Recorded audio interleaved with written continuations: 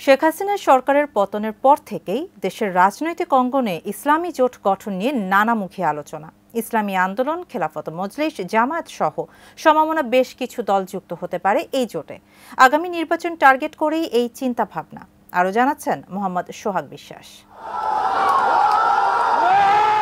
ছাত্র জনতার অভ্যুত্থানে শেখ হাসিনা ক্ষমতাচ্যুত হয়ে পালিয়ে যাওয়ার পর থেকেই কৌতূহল দেশের রাজনীতি নিয়ে।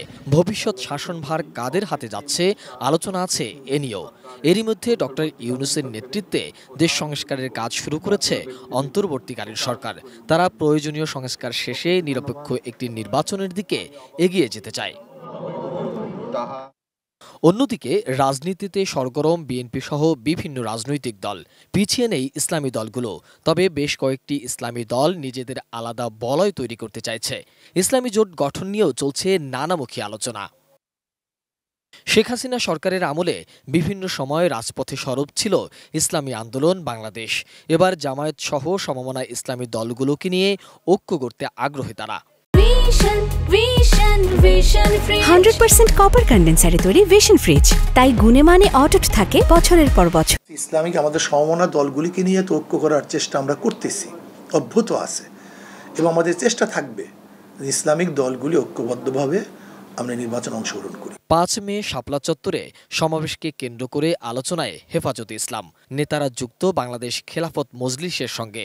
দীর্ঘ কারাভোগের পর মুক্ত দলটির মহাসচিব মাওলানা মামুনুল হক ভাবছেন ঐক্য নিয়ে।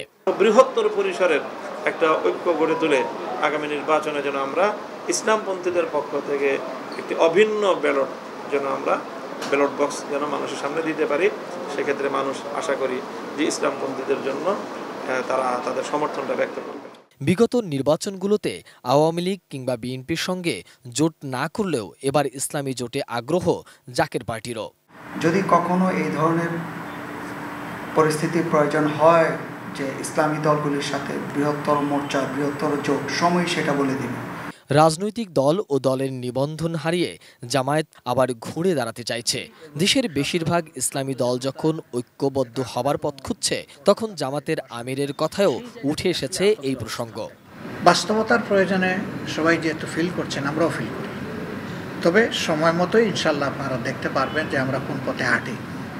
এখন সবাই অনুভব করছেন, তো এই ভিত্তিতে সবাই এগিয়ে আসলে সেরকম ভালো কিছু হতেই পারে ইনশাল্লাহ। নতুন পরিস্থিতিতে ইসলামী দলগুলো যদি এক প্ল্যাটফর্মে দাঁড়িয়ে যায়, সেটি হবে রাজনীতির চমক। মোহাম্মদ সোহাগ বিশ্বাস, এটিএন নিউজ, ঢাকা।